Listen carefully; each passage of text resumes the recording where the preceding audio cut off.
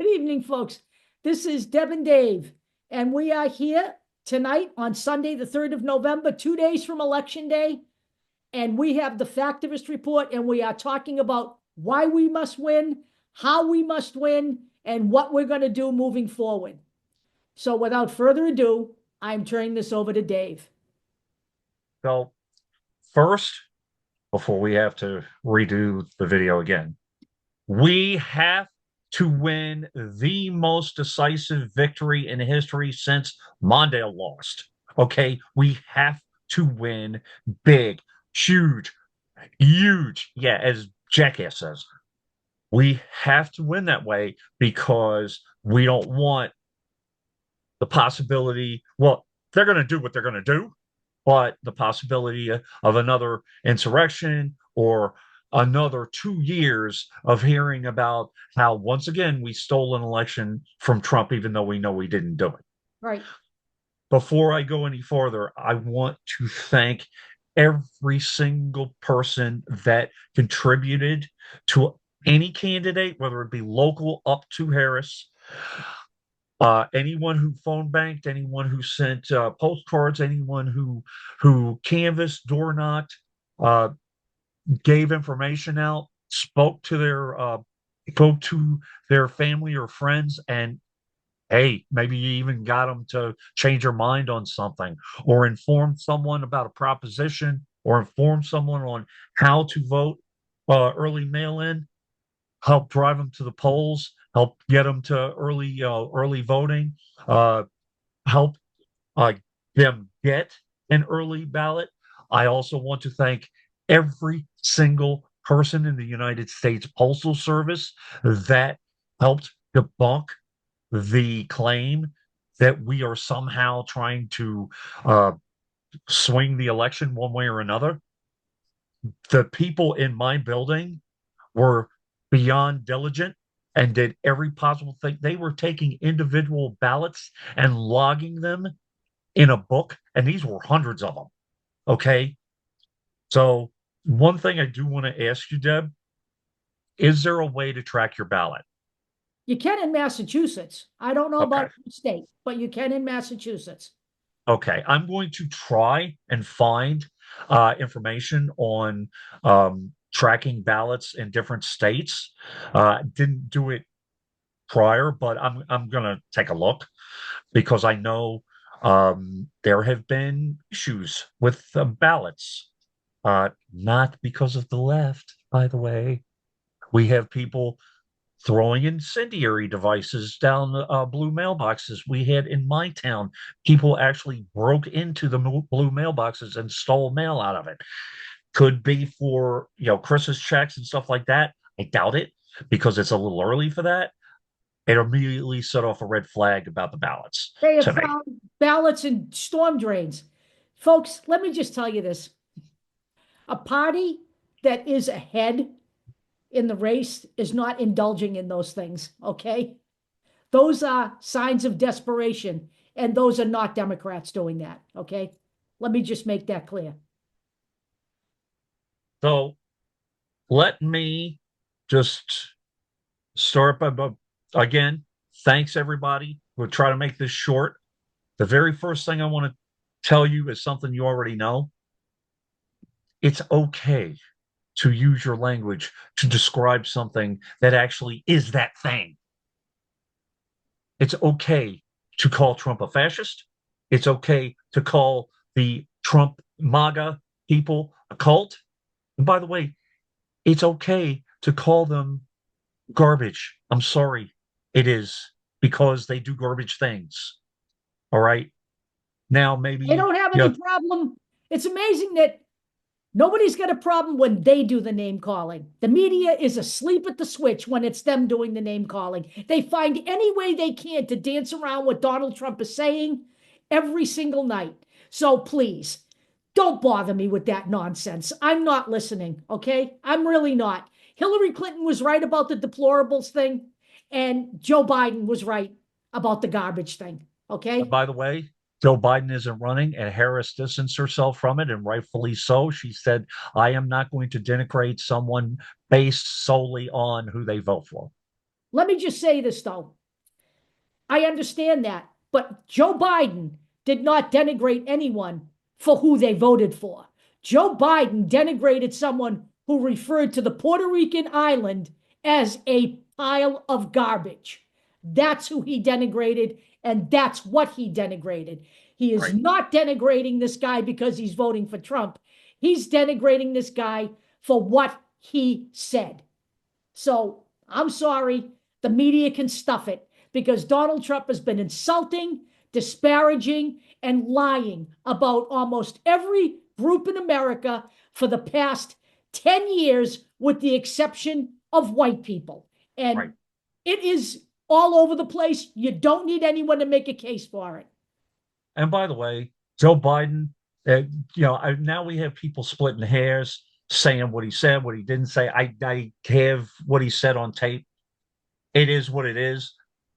And by I the don't way, care. I'm I done. don't care. Yeah. And by the way, we spend hours trying to figure out what words will trip an algorithm, what will upset the YouTube gods or the Twitter gods. And again, I Eric Hovde made some ridiculous comment. I told him, why don't you just go jump in the lake again? By the way, he jumped in the lake as a publicity stunt. I was suspended for violent rhetoric. You know, we are held at a higher standard when it comes to rhetoric. Just so you We know, are. my video that I made, my short video I made, the under 1 minute video, where I talked about Donald Trump's obsession with male genitalia, um, with his comment about Arnold Palmer, and then with his, obvious Fellatio. motion of trying to perform fellatio on a microphone. Um, I, Uh, but I posted that short, I believe it was 52-second video on TikTok, and they turned the voice off because I violated community standards. All right. So I went on to TikTok and told everybody to go to YouTube and watch it. So I don't know what to tell you. About 300 people got to see it before they turned the voice off, but they did leave the captions running, however. So, it is what it is.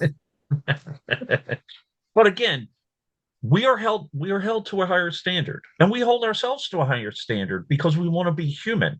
There is a need to get back to civility with the elections. And I will talk a little bit about it, but what I will say now is that what the Democrats have to work on is to follow Hakeem Jeffries and AOC's lead by working with one another. And despite having differences within the party, working to move forward instead of just butting heads constantly and calling each other names and blocking each other and all that nonsense. I went through it. There's the Israel Hamas war is the one big thing that splits the Democratic Party. But let me tell you something.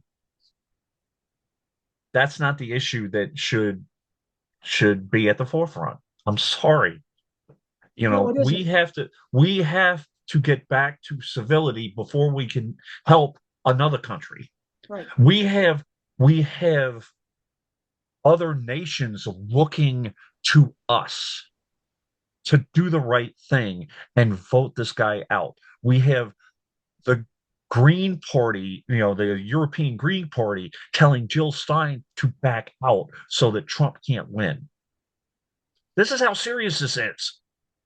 So let's. Hey, um, I have a niece who is now living in Geneva because her husband was promoted, and they are now living there. And she is telling me that all across Europe, this is all the people are talking about, is what's going on here with this election. The world recognizes the danger of Donald Trump. The American people damn well better recognize it and do something about it on Tuesday. Donald Trump is a cult leader. I'm gonna call it as I see it. Donald Trump is a cult leader. I have these articles started in like 2019, 2020. This one happens to be November 13th, 2020. 20 because it was right after the election. But he's a cult leader. He's been a cult leader. He's been a cult leader before he was in politics. Now, So, before we get into this, let me just say this before I forget.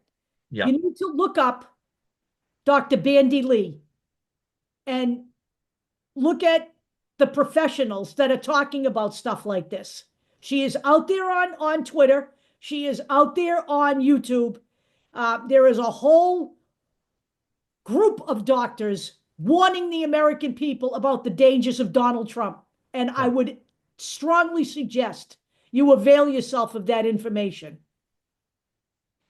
now this is the one thing I'm going to read. This is an article, I believe it's Wendy Jacobson. Yeah, she's really good, actually. Wendy Jacobson in Newsweek. I typically try to stay away from Newsweek, but this was pretty good.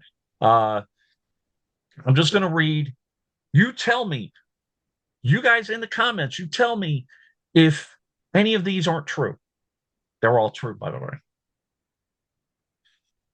This is Trump. He offers a sense of omnipotence.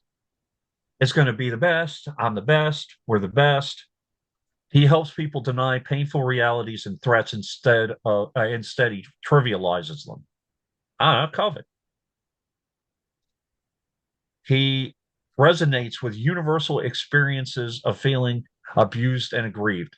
Now, I don't know about the universal feeling, experience. He doesn't give about his shit about the universe. He cares about himself, but it's always about him.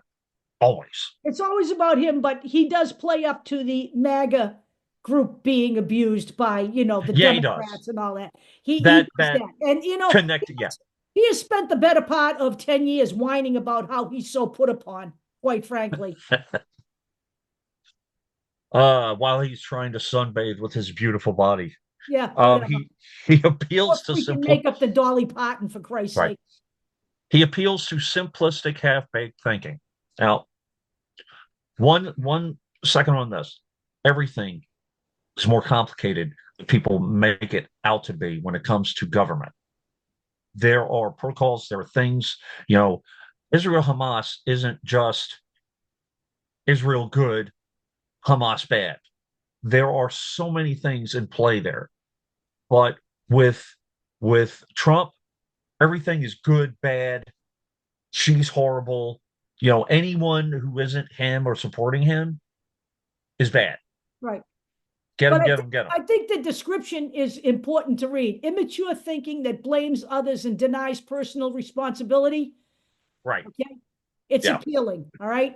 It means rules don't apply and you can do as you please. If you lose an election, insist it was stolen and incite an insurrection. That's half-baked thinking, quite frankly. And there's another one. Kamala Harris is the border czar. She's completely responsible for the border. Doesn't matter if we voted against the most comprehensive border bill in history. She was never the border czar. No one ever gave her that assignment. She was charged with providing a report to Joe Biden that explains the reason people were fleeing South American countries. Okay. That's what she was asked to do. She did that. She is not the border czar, right? Because the Republicans apparently forget that they tried to impeach the border czar. His name is Alejandro Mayorkas, just in case you've forgotten all of that shit. He provides pleasure in being a provocateur. And this is where I'm going to talk about for a little while. One of the things that I want to get back to is moving towards civility in politics. Deb's been in politics for I don't even know how long, and she has spoken directly to her Republican representatives. She might not have liked speaking with them. She might not have even liked them, but she got things done because she did the job and she spoke like a human. And at that time, you could speak to them like they were humans as well. Okay. This was back in the 90s. remember if it was the late 80s or early 90s. I just know that my representative um, in the northern part of the Salem area Audie? was a Republican, and Right. he was a um, 53% voter on LGBTQ issues. Okay. And I worked with him and got him up to be an 83% voter on LGBTQ issues. So at that time, you could talk to these people, okay? And you could work with these people and make them understand why having rights was important. And you could get there. Okay. Now, the good news is that this guy was voted out the next cycle, so I didn't have to get him past 83%. But the fact of the Right. matter is, at one time, you could cross the aisle and deal with issues. You can't now. And the reason you really can't is because they are insistent upon taking people's rights away. So, I'm sorry, but it's hard to find a way to rationalize with people who simply want to oppress everybody. And right now, that is the Constitution and the goal of the Republican Party. To latch onto that, speak to the underlying rage. It's Yep. all about, you know, they're the enemy, get them, get them, get them. Uh, Acknowledge that changes in society have torpedoed livelihoods and left too many struggling while others thrive, well, with threats abounding that could make it worse.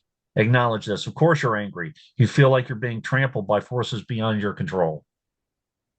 Now, uh, recognize a yearning for protection. This is the carrot and stick thing. You've seen it with Trump constantly. You have someone who speaks against him, he immediately puts them in their place. Oh, How he many? also recognizes that he's there to protect MAGA. He's there to protect women, whether they want to be protected or not. He's not there to protect women. He's there to oppress and control women. All right. Right. This is what he is. He's an oppressor and a controller. He knows that his people, because he's made them feel this way, his people feel like they're being abused by the entire world.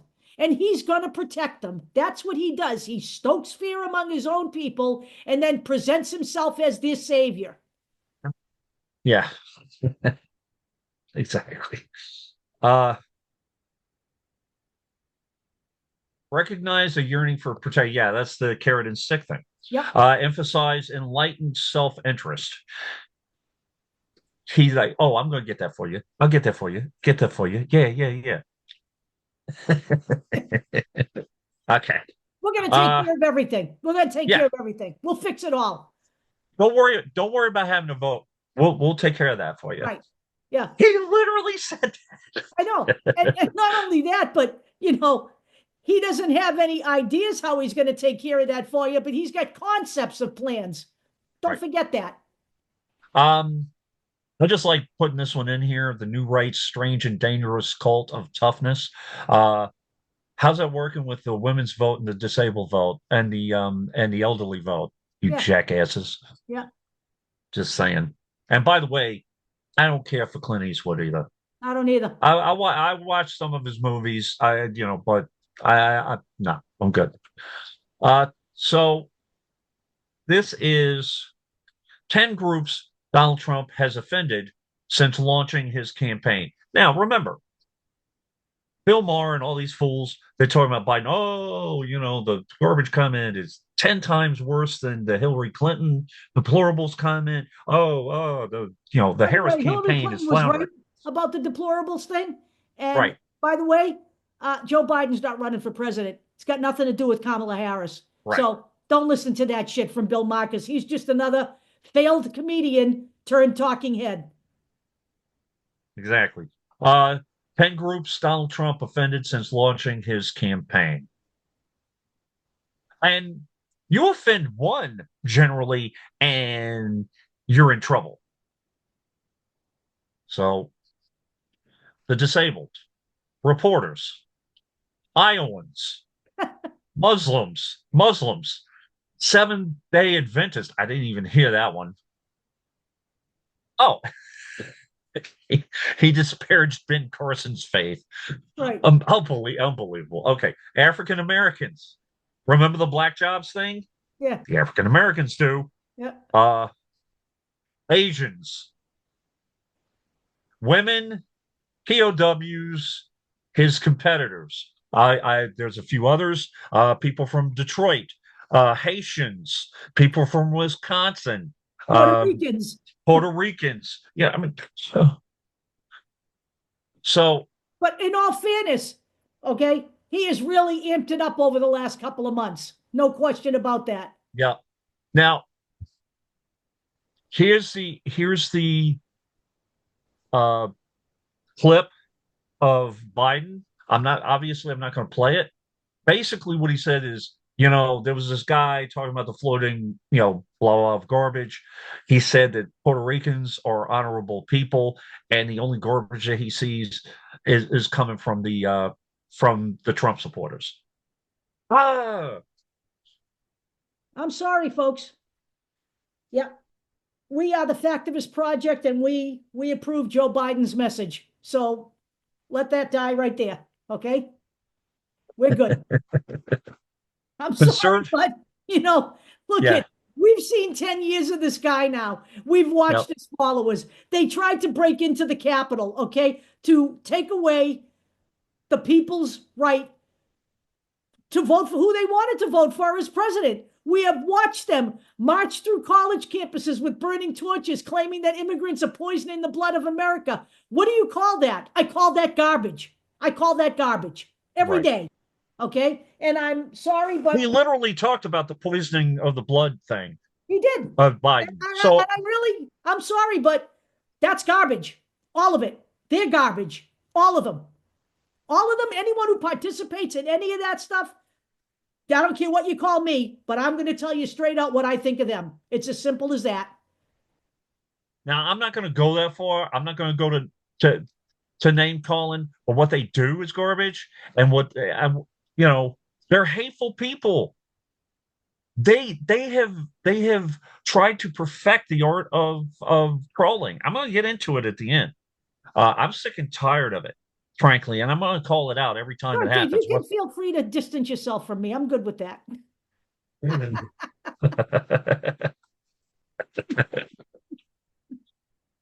But I know people from my job watch this thing, so I got to be careful a little bit.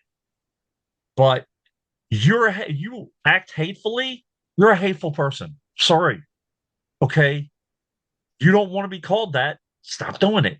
I don't care. Listen, you want to vote for Trump, that's your business. Don't don't act hateful, and don't say hateful violent comments, because the second you do that, then you're acting hatefully and violently. But I'll get into that. Um, Conservative groups watch list targets federal employees for firing. This is what you have to look forward to if Trump gets in. And by the way, if certain state officers get in, same kind of crap's going to happen in that state, wherever the hell it is. Yep. By the way, Okay. if Trump gets in, your safe states are gone. Just so everyone understands that. Your safe states are gone. I don't care if your state is blue. If your Right. state is blue and you have, you know, protected a woman's right to choose in that state, if Donald Trump gets in, he will sign a nationwide abortion ban, and the state laws do not stand up to the federal law. It's just as simple as that, folks. All right? All bets are off if he is elected on Tuesday. Okay. So I'm going back to this for a second. This was after Charlottesville and all of that. Remember all of this? Remember Trump, the GOP, they're always going to say that the left is violent. Really? After everything, after the insurrection, after all the right-wing riots, after all the garbage, after all the crap. No, I'm sorry. Sorry. No. And then when we turn around and call for civility, oh, you're weak, you're this, that. Uh,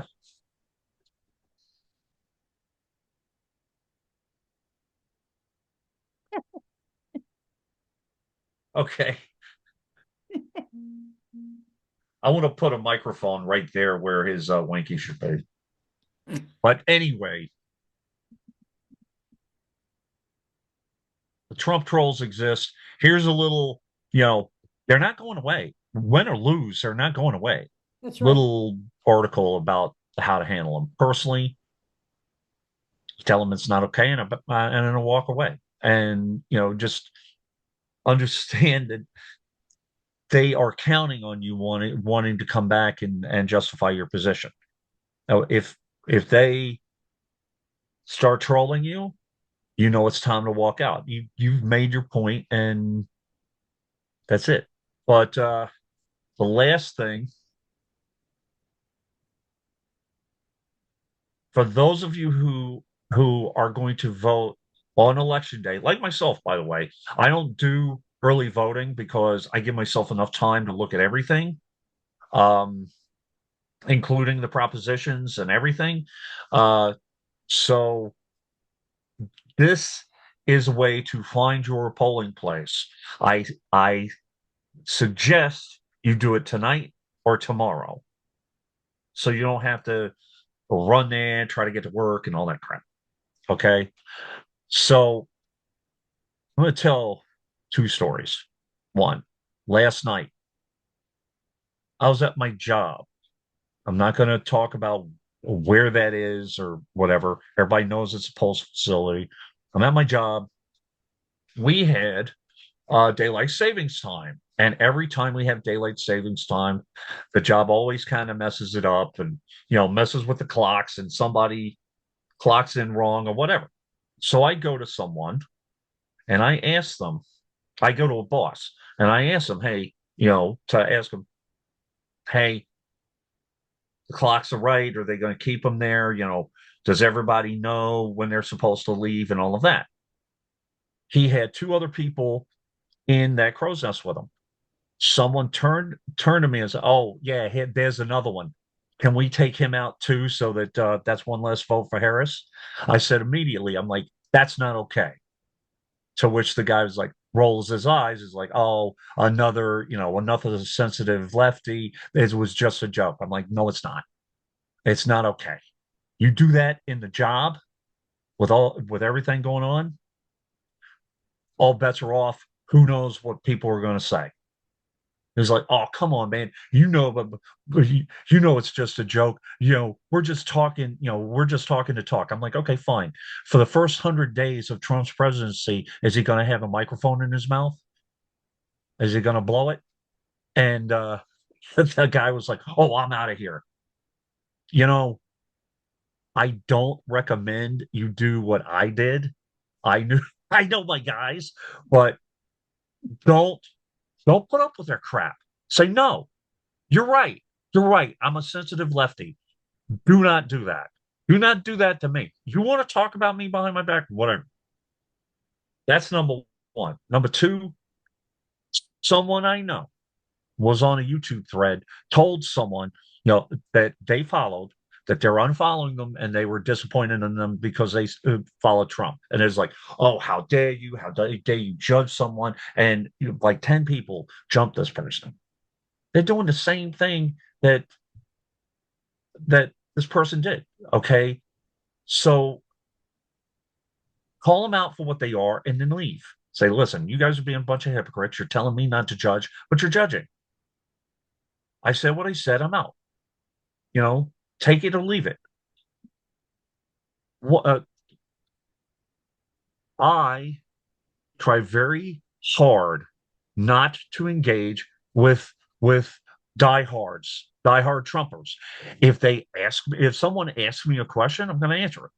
If someone is trying to campaign, I'm not going to do it. It's actually in my job, it's a federal job. It's a violation of the Hatch Act. You cannot, you cannot do it. You can't wear Trump shirts. You can't tell people to vote for him. You can't like harass people. I just saying. Now, final thing I want to say. Thanks to all the Democrats and all the independents and all the Republicans, by the way, who have helped with this campaign. and especially the Democrats.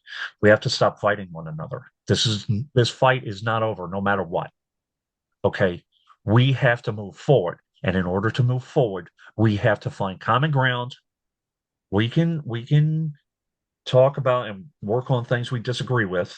The big one is Israel Hamas. That's the big elephant in the room.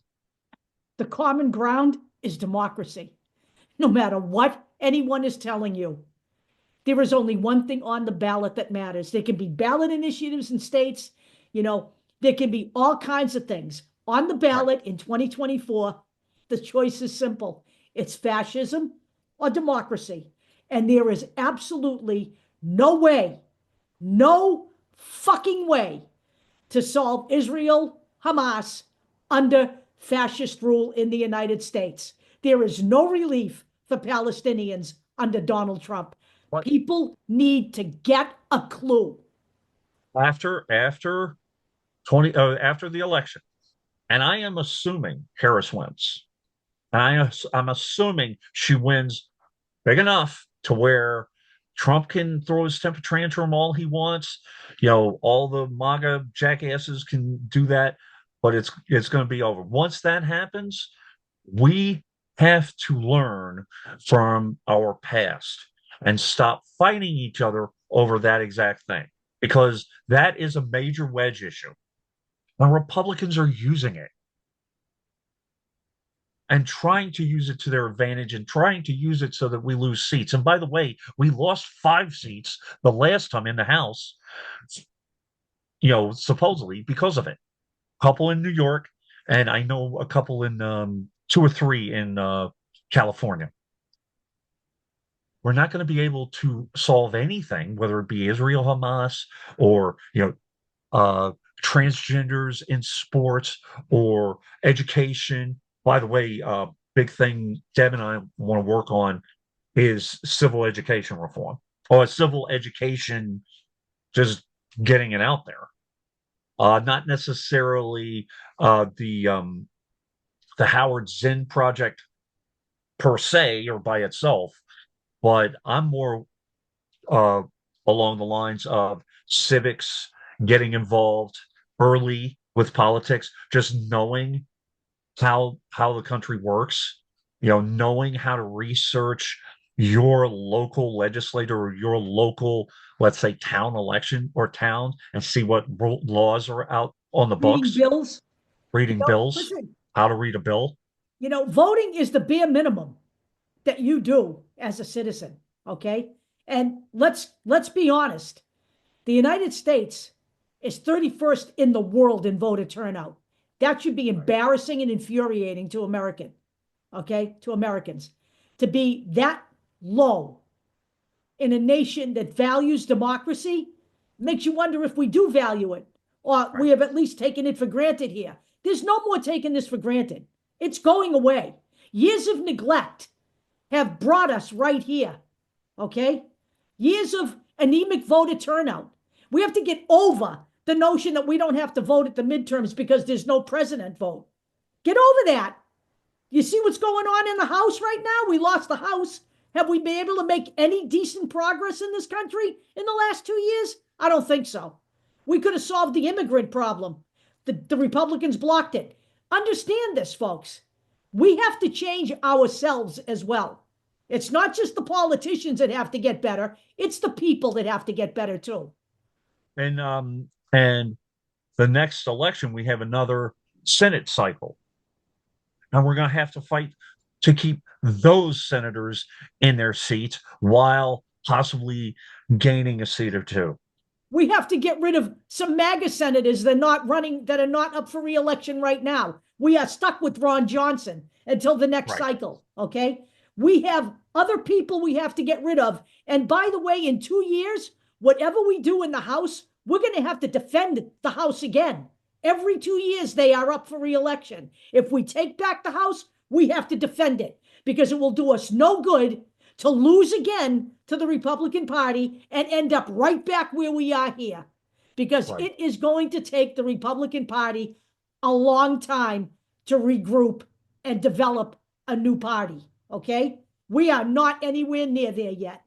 I understand we have a dark horse in West Virginia, and everybody's basically giving that one off. First off, vote in West Virginia and vote for the Democratic Senate candidate. We'll see what happens. However, we have some incumbent MAGAs supposedly on the ropes. We have Josh Hawley. We have Ted Cruz. I'm hearing he's done. And now vote, still continue to vote. Rick Scott. But if Rick Scott is the third, now we have others. We have dark horses. Gloria Johnson voting or running against Marsha Blackburn. We have others that are in really tight, reportedly tight races, like Angela Also Brooks running against Uncle Festa in Maryland. What's his name? Larry Hogan. We have John Testa running in Montana against, his name is Sheehan. That guy is bad news. But like every other MAGA, we have Sherrod Brown in Ohio. Okay. And there's another Ohio race, isn't there? Oh yeah. No, I'm thinking of Michigan. Alyssa Slockett. By the way, another thing. I've said it all along. Moderate, as long as you aren't an interloper and are saying, yeah, you're a Democrat, but you're against the woman's rights to choose. That no.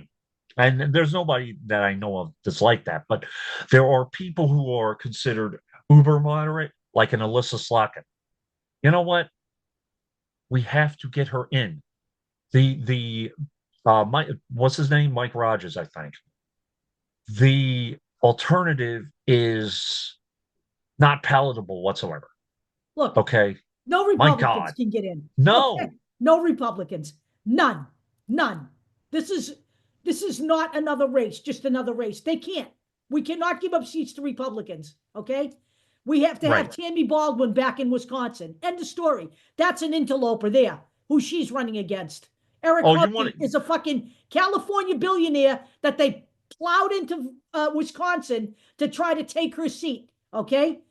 We need all of the Democrats back, and we need to expand the Senate if we are going to get anywhere near Supreme Court reform and all of that other stuff. It requires a Democratic Party majority. Right. Ruben Gallego. Yep. I always forget about him because he's kind of, people kind of assume he's getting in because Kerry Lake is insane. I'm hearing that whoever's running against Lauren Boebert has a shot. Yep, I'm hearing that. Adam Frisch has a shot. He should win. Adam Frisch in District 3. So we have to keep House seats while at the same time gaining House seats.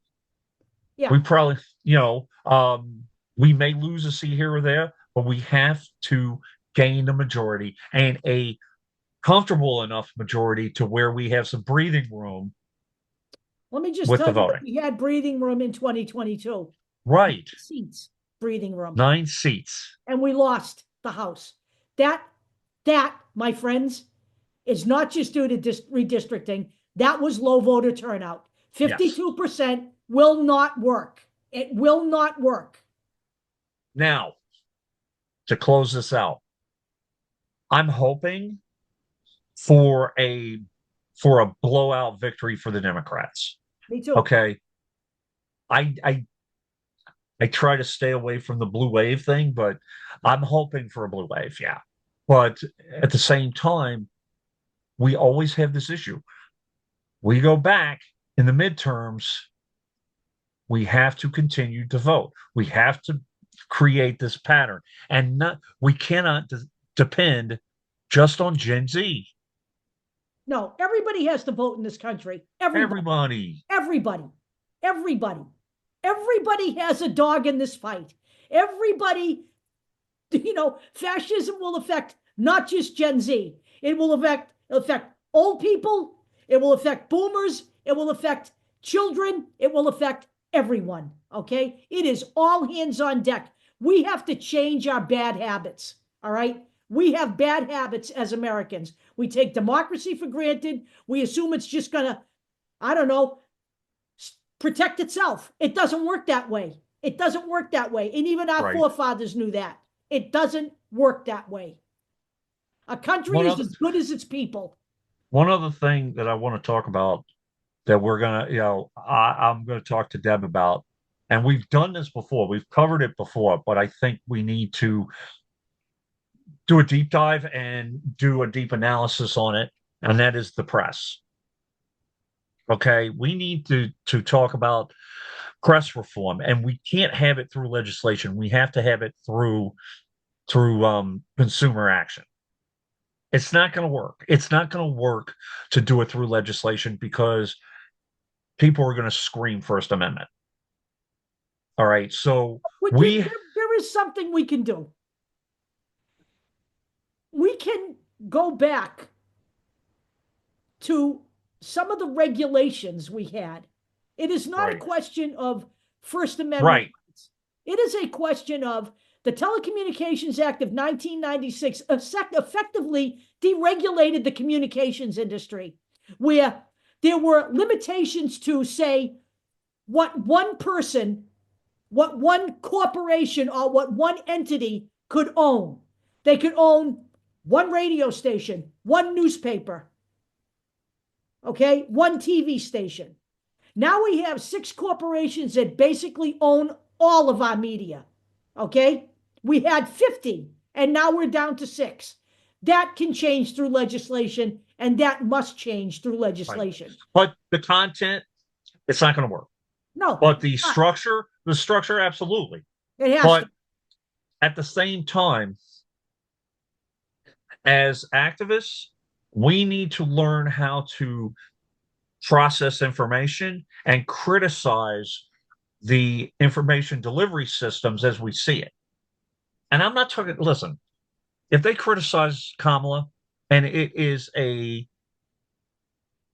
valid enough criticism, okay, we'll take a look at it.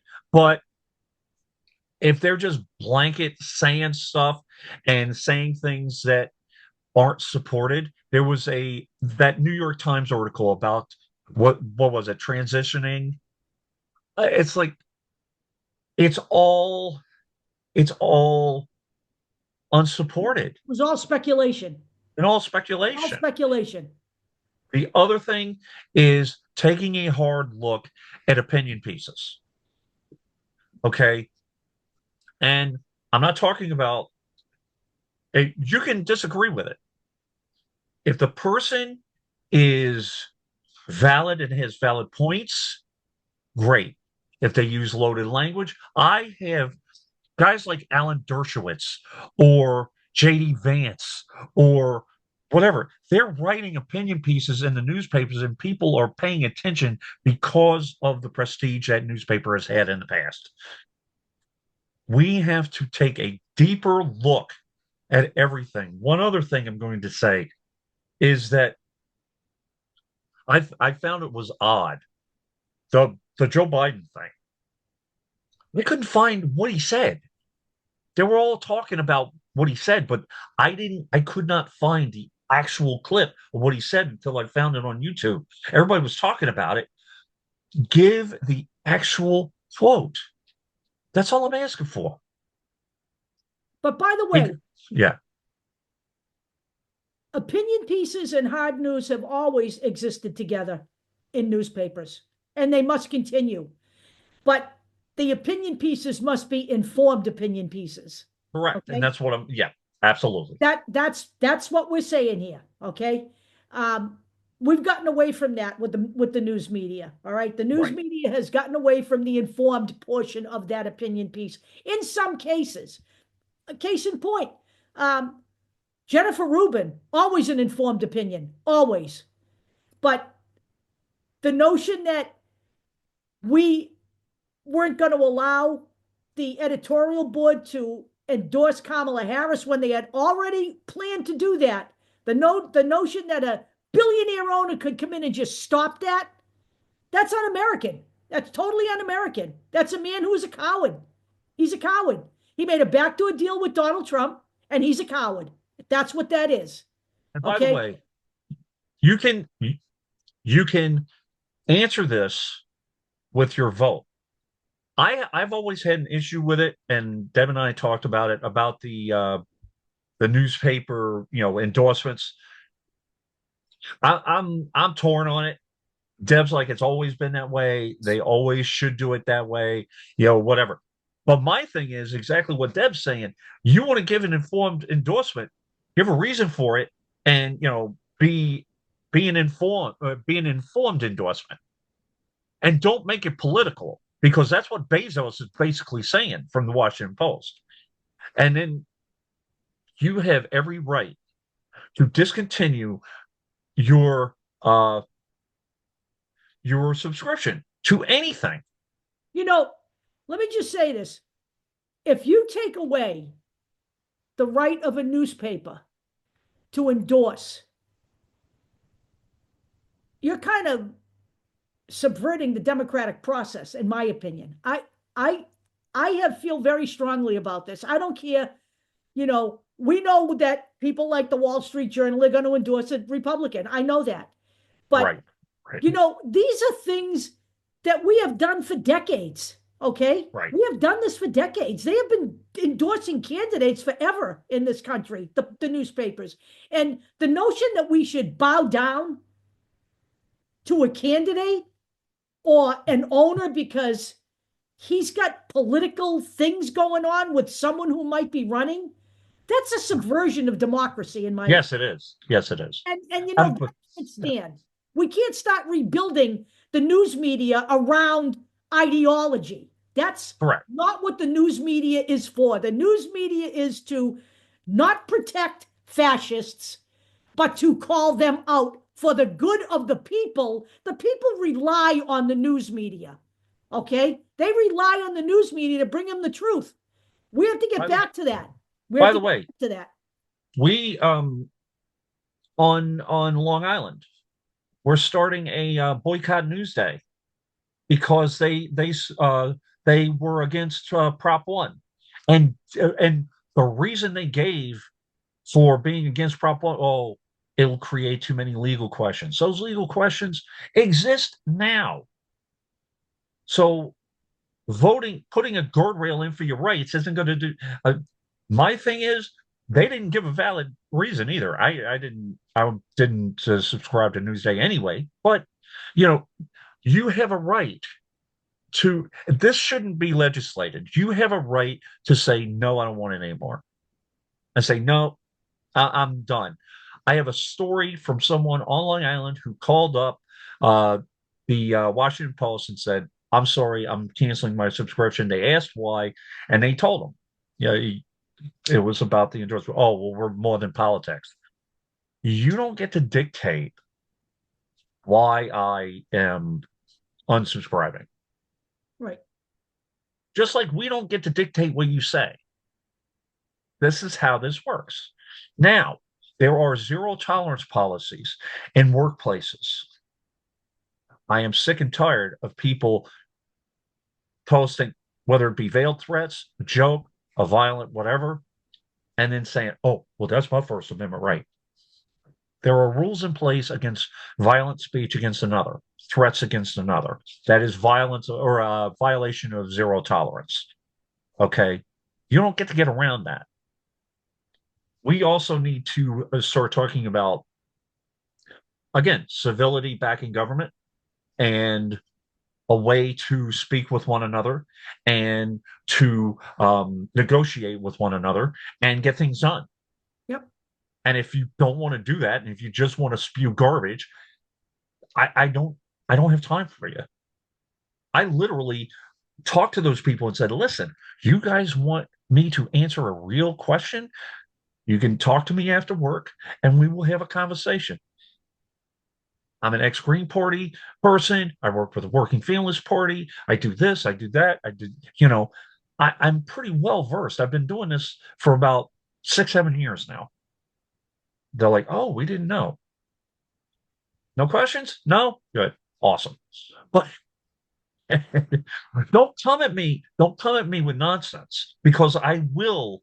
Deb says it all the time. I'm not bringing it up. I'm not bringing it up at the dinner table. I'm not bringing it. But if somebody, Opens the you door. know, somebody opens the door, if I'm somebody walking in. clicks that trigger, that's I'm it. walking in.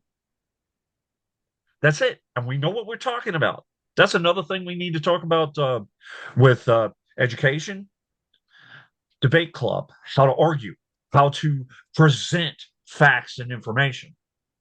Once again, the debate club has completely gone out the window because who the hell Get gives a back to shit all about of this stuff, facts? right? That debate club is part of building critical thinking. Okay, Right. we need to get to that. All right, we need to get back to that. Right? Yeah. There's a reason why civics classes were taken out of school. There's a reason why debate clubs went by the wayside, because certain elements of the political world don't want an informed public. But we need to change that. We need to make sure our kids understand all of this stuff. So There's a reason why history classes have been altered. And Martin Luther King, pictures of him demanded to be taken down. Okay. So yep, the people who don't want slavery taught as part of American history, the people who have never addressed what we did to the Native Americans, all of that all needs to change. We need to do or this. uh, little homework for people, and maybe you know, maybe you don't know who built the railroads. I mean, I'll answer it for you. It was Chinese immigrants, and they were abused, and a lot of them died building Yep. the railroads. Who uh who built the New York skyline? It wasn't Donald Trump like he claimed. Okay. They were Right, immigrants built the New York right. skyline. Okay. Immigrants And built the apartment buildings. Okay. When they came here, some of them were actually trained architects from other countries. Okay. But some of them were not. Some of them were builders, but they could build to the American standards. Those are the right. people that built your cities, the people that are painting your houses now, the people that are building your houses now, the people that are picking your crops now. It ain't the white man, by and And by the large. and by the way, these are the same people that Donald Trump is saying is poisoning the blood of this country. That's right. These are the people he wants to deport, the people picking your food. Who do you think's going to pick that food for you when they're gone? And what do you think that's going to do to the economy? Think about this stuff, okay? Before you listen to the garbage, and I mean it, coming out of his mouth, think about it. Right. So that's where So, we are. and let's see if they try to take this one down. Yeah, we'll see how that works. It could happen. Hell, Hey, they hey, took the one last week down on Prop 1 until I argued with them. So, by the way, if any of you went looking for that Prop 1 video and clicked on a link on social media and then found out that the video was taken down, YouTube is actually taking it capitulated back, put it and back bent to up. my will, and it is now back up. So go look for it. It's there. Guys, thank everybody. If you haven't voted yet, obviously, please vote. Please vote. Early voting is done. Please go to the polls on Tuesday. And I thank everybody for listening to us for hours on end. I know a lot of this stuff is dry. I know, That's but life. that's life. It has to be talked about. Uh, if you're wanting some more excitement in your life, I'm thinking about talking about how amendments are proposed and how like little legislative things here and there. One other thing, and I'm gonna continue to pound on the door on this one. The filibuster, we have to get rid of it. We do. We do. Okay. The Electoral College, we have to get rid of it. There's no reason why 7 states should control this entire election. It's fucking ridiculous. Okay. It was instituted as a racist move back in the day. So we need to change that. And by the way, in order for and Deb and I have talked about this too, in order for that to happen, in order for any legitimate discussion to happen about the electoral college, we have to win, and we have to win decisively. Yep. Because if we lose this thing, it's completely over. And if we're that close, you know, and we actually, let's say, just for argument's sake, and I don't think this is going to happen, We win by electoral votes, but not the popular vote. That never happens with Democrats. But let's just, for argument's sake, shits and giggles, we can't propose that.